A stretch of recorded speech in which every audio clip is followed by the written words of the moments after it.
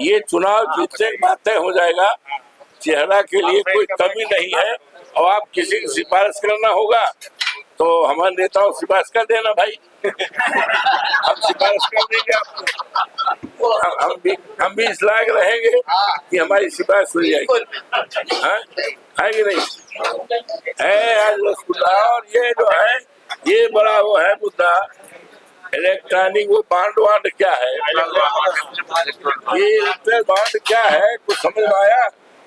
हम जानना चाहते हैं। अरे नेता आप हैं, आपको पता होना चाहिए। ये तो जनता तो आप ही लोगों को मिलता है ना, ये तो आपको पता होना चाहिए। भाजपा हो या नेता को मिलता है। अब ऐसा है, अब ऐसा है, चंदा किस पार्टी को मिला है, कितना मिला है और किसने दिया है, इस पर पर्दा अब खुलने वाला है। अब पर्दा रुक नहीं पाएगा, पूरा देश जानेगा। कांग्रेस है जो आपके साथ थी, तो ये तो पर्दा मैं क्या मैं कह रहा हूँ ऐसा है, पर्दा जो खुल जाएगा, अब पर्दा उठ जाएगा। लेकिन जो कांग्रेस की बात किया, बाबा साहब भीमराव अम्बेडकर के संविधान बचाने का चुनाव है और देश के सम्मान का चुनाव है और इस देश के करोड़ों नौजवानों को रोजगार देने का, महंगाई दूर करने का। तो उसी तरह से मैं उम्मीद करता हूं कि चुनाव पूरी निष्पक्षता के साथ, ये चुनाव निष्पक्ष होकर, पूरा निष्पक्ष और स्वतंत्र रूप से सबको मत देने का अधिकार रहे। और इसमें मैं समझता हूं कि हमारे जो भी अधिकारी होंगे वो निष्पक्ष रूप से चुनाव कराएंगे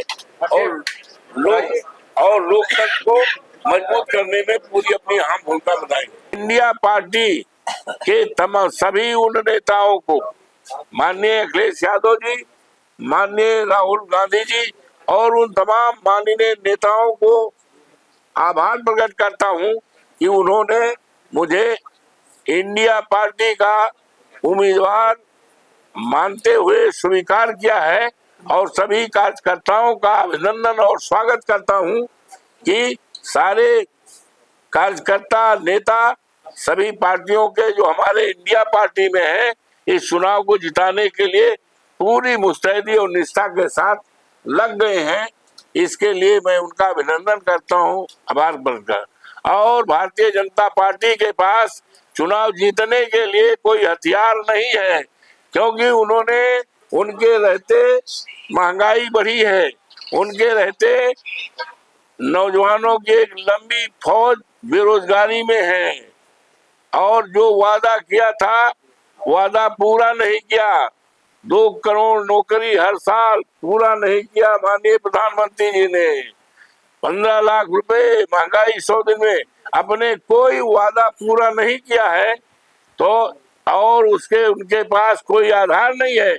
तो अब वो समाजवादी पार्टी के कार्यकर्ताओं को, निष्ठावान कार्यकर्ता जो समर्पित हैं, टेस्टेड हैं, जिन्होंने मुझे अभी 2 साल पहले हजार वोट से जिताया है, उनको कह दिया बीजेपी में शामिल है।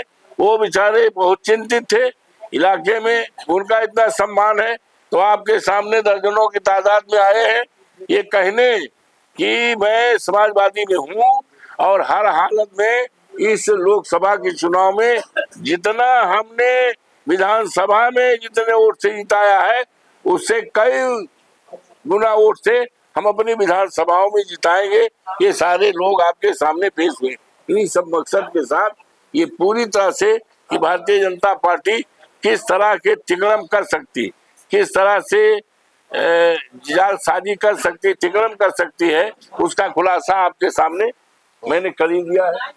आपका अभिनंदन करता हूँ, स्वागत करता हूँ और आने वाला दिन इस देश के लिए अच्छा होगा, इस देश के लिए अच्छा होगा। फैजाबाद और ये अयोध्या जनपद जिसकी एक मर्यादा है, बहुत अच्छा रहेगा और चुनाव जीतने के बाद इसके सम्मान को पूरी तरह से इतना ऊंचा उठाऊंगा कि आसमान भी छोटा हो जाएगा।